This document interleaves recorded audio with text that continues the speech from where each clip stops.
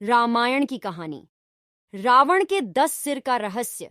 रावण के बारे में हर कोई जानता है। वह राक्षस वंश का था और उसके द्वारा की गई गलतियों के कारण हर साल दशहरे के दिन रावण दहन भी किया जाता है। वैसे क्या आपको मालूम है कि महान विद्वान और पंडित होने के साथ साथ रावण भगवान शिव का परम भक्त भी था? तो चलो हम शुरू करते हैं।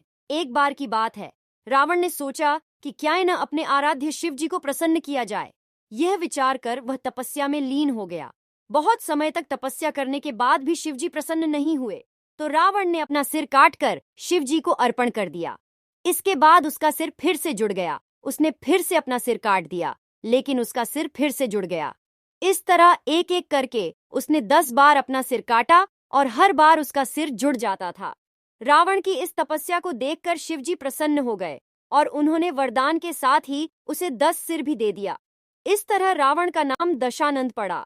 रावण के 10 सिर होने को लेकर इस कहानी के साथ साथ कई अन्य मत भी प्रचलित हैं। ऐसा कहा जाता है कि रावण के 10 सिर नहीं थे, वह सिर्फ 10 सिर होने का भ्रम पैदा करता था। वहीं कुछ का यह भी मानना है कि रावण 6 दर्शन और 4 वेदों को जानने वाला था, इसीलिए उसे 10 कंठी भी कहा जाता था। शायद इस कारण से भी उसे दशानंद भी कहा जाता था। रामायण की दूसरी कहानी, राम सेतु में गिलहरी का योगदान। कहा जाता है कि माता सीता का हरण होने के बाद भगवान राम को लंका तक पहुंचने के लिए उनकी वानर सेना जंगल को लंका से जोड़ने के लिए समुद्र के ऊपर पुल बनाने के काम में लग जाती है। पुल बनाने के लिए पत्थर पर भगवान श्री राम का नाम लिखकर पूरी सेना समुद्र में पत्थर डालती है। भगवान राम का नाम लिखे जाने की वजह से पत्थर समुद्र में डूबने के बजाय तैरने लगते हैं।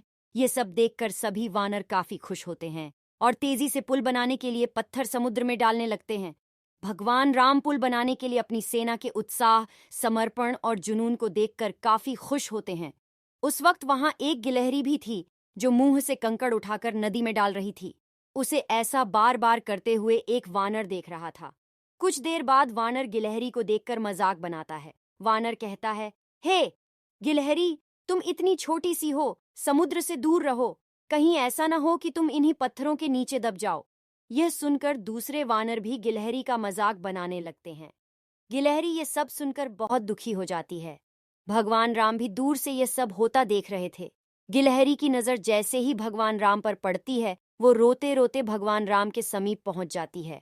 परेशान गिलहरी श्री राम से सभी वानरों की शिकायत करती है। तब भगवान राम खड़े होते हैं और वानर सेना को दिखाते हैं कि गिलहरी ने जिन कंकड़ों व छोटे पत्थरों को फेंका था, वो कैसे बड़े पत्थरों को एक दूसरे से जोड़ने का काम कर रहे हैं। भगवान राम कहते हैं, अगर गिलहरी इन कंकड़ों को नहीं डालती तो तुम्हारे द्वारा फेंके गए सारे पत्थर इधर उधर बिखरे रहते। ये गिलहरी के द्वारा फेंके गए पत्थर ही हैं जो इन्हें आपस में जोड़े हुए हैं। पुल बनाने के लिए गिलहरी का योगदान भी वानर सेना के सदस्यों जैसा ही अमूल्य है। इतना सब कहकर भगवान राम बड़े ही प्यार से गिलहरी को अपने हाथों से उठाते हैं। फिर गिलहरी के कार्य की सराहना करते हुए श्री राम उसकी पीठ पर बड़े ही प्यार से हाथ फेरने लगते हैं। भगवान के हाथ फेरते ही गिलहरी के छोटे से शरीर पर उनकी उंगलियों के निशान बन जाते हैं। तब से ही माना जाता है कि गिलहरियों के शरीर पर मौजूद सफेद धारियां कुछ और नहीं, बल्कि भगवान राम की उंगलियों के निशान के रूप में मौजूद उनका आशीर्वाद है। इसलिए हमें दूसरों के कार्य का मजाक नहीं बनाना चाहिए। कार्य में किसी भी तरह का योगदान महत्वपूर्ण होता है। साथ ही दूसरों द्वारा मजाक बनाए जाने के बावजूद आपको अपना आत्मविश्वास नहीं खोना चाहिए। अगर आप हर रोज कुछ नया सीखना चाहते हो तो हमारे अकाउंट को फॉलो जरूर कर लेना।